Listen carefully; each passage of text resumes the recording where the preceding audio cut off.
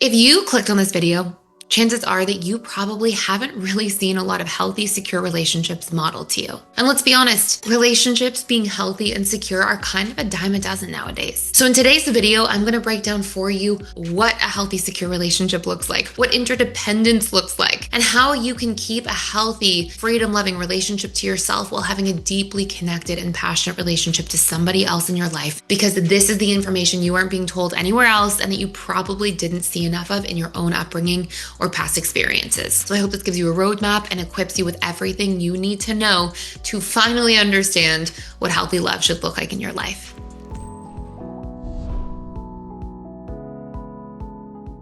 Healthy relationships, secure relationships, have individuals who are interdependent. So if you imagine, for example, we sort of have a continuum. On one end of the continuum, there are people who are very codependent, right? So they think, I'm going to meet all of your needs, you're going to meet all of mine, I'm going to take care of your feelings, you're going to take care of my feelings. And there's this boundarylessness and there's this expectation. But one of the really big Achilles heels of codependency is that there's a lack of communication. There's essentially this assumption that you're responsible for my life and I'm responsible for yours. And that never works long term. I mean, that always ends up creating resentment, miscommunications, challenges. Each person's essentially outsourcing the relationship that they have to themselves. On the flip side, we have something called counterdependency, which is essentially these huge boundaries. There's an individual fear of becoming enmeshed or too close, and essentially an unwillingness to budge around this concept or idea of like, we'll meet each other's needs. Instead, it's like, no, I'm going to meet all of my needs. You're going to meet all of your needs. And every now and then we'll come together in small doses for specific things. And that's just another thing that, it doesn't work long term. It doesn't create sustained, fulfilling relationships. What we are looking for in healthy, secure relationship attachments is interdependency, which is essentially both. It's that I can have a full relationship to myself and a full sense of self and identity, and my partner in the relationship will have that same full sense of self and identity. And at the same time, we are able to, with our whole selves, come together, connect, look out for each other, be considerate of each other's needs, be considerate of each other's emotions, be mindful of each other's boundaries, talk things through, support each other. It's a both, right? It's that we are responsible for ourselves and we can lean on and support one another. And this is something that's really, really important, because I find that in a lot of relationships today, we sort of end up in one of those two polarities. And sometimes that's because a lot of the dating advice and dating culture that's happening nowadays. In this case specifically, I really want to stress something, and I'll go through the other 7 things in here, but I really want to stress that when we are in interdependent relationships, things are not about perfection. It's not that we are always going to nail it for somebody else. We're always going to know exactly what they need. We're always going to know exactly how they're feeling and exactly what to do. We're not going to be perfect.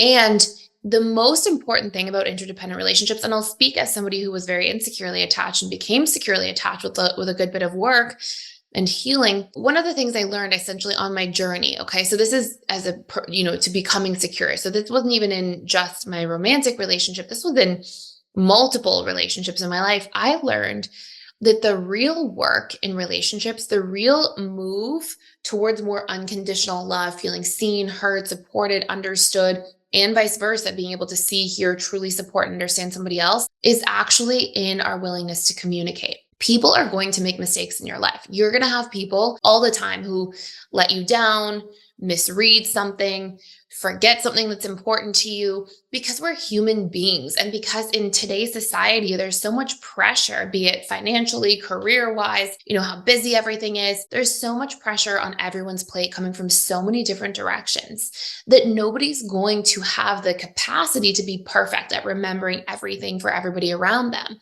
But what really matters is in those moments of imperfection, in those moments of misunderstanding or forgetfulness, or somebody hurting your feelings in some kind of way because they weren't aware about something that was personal to you. It's in those moments, the relationships that will count and will mean so much will be the people that in those moments you can go to and say, hey, we have a misunderstanding. Or, hey, you know what? You might not realize, but the thing you said yesterday that actually really hurt my feelings, that's a sensitive point for me. Can you be more mindful about that in the future? And it's the relationships who respond to that and make the effort, not to be perfect, but to make sure that there's progress. And I remember as a fearful avoidant thinking, if people hurt you, just run in the other direction.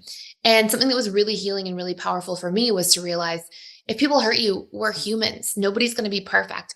But what's going to matter is if I go to those people, I communicate to them what hurt me. I ask them to be mindful about that in the future. And they may not be perfect at it, but I can see that they're trying and making the effort. And over time, we have so much progress. Before I get into some of these other things of what a securely attached relationship looks like, I really want to highlight that securely attached relationships are not between two perfect people. They're interdependent, a sense of a person having a sense of self and this ability to support somebody else. And in those moments, and they will happen to everybody, in those moments of imperfection, the real work, the real bonding, the real depth of relationships is done and comes from us communicating and working through those things together. And that's one of the most beautiful parts about a secure relationship, in my opinion, is that you can get to a point where you can trust the people around you and trust yourself, that if there is an issue, it's 99% of the time going to be a solvable problem.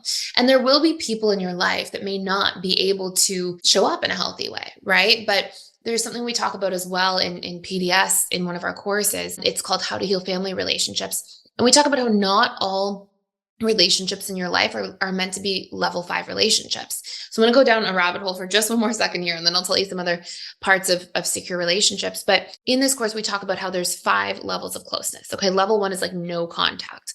Level 2 is high level contact, maybe once a month, maybe once a quarter, somebody you're kind of like, friendly with, kind to, but don't really have like a deep bond. Level 3, you may speak to somebody on a more regular basis and share more openly and vulnerably. Level 4, you're speaking to somebody once a week, twice a week, much more regularly, and you're sharing personal things. There's a real connection and bond there. And level 5 is the closest person to you or closest couple of people to you. You share everything, probably talk every day. And one of the biggest things that hurts us is to get into a position where we are trying to have a level 5 relationship with somebody who's only capable of doing a level 3 or a level 2. I'm not saying that as we work through things, we hash things out, that everybody's even available for that or capable of doing that.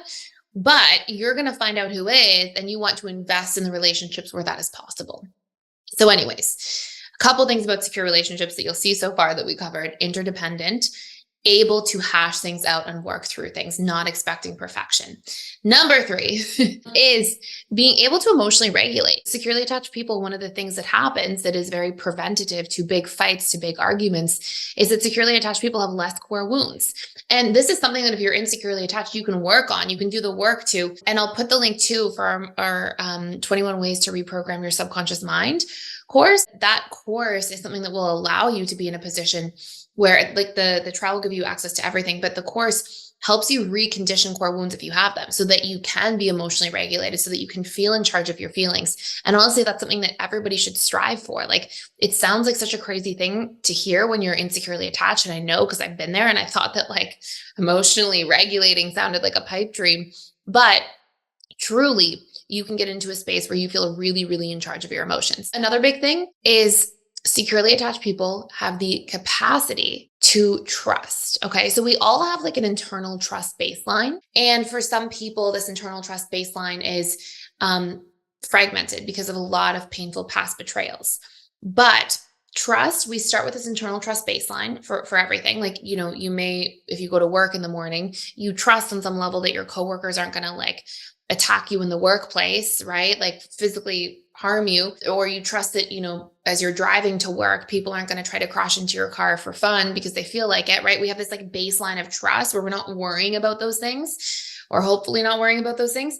And then there's a lot of trust that's earned, right? And we do this earning of trust through vetting people, asking the right questions, seeing how people respond to conflict, seeing if they're willing to work through things and grow with us, right? So we have all of these things that are really important. Number 1, interdependency. Number 2, being able to effectively communicate or hash things out. Number 3, emotional regulation. Number 4, trust. Number 5, the ability to have healthy boundaries and to have a sense of self. It's really important that when we get into relationships, we have this capacity to be like, relationships are a really important area of my life, but they are not my entire life.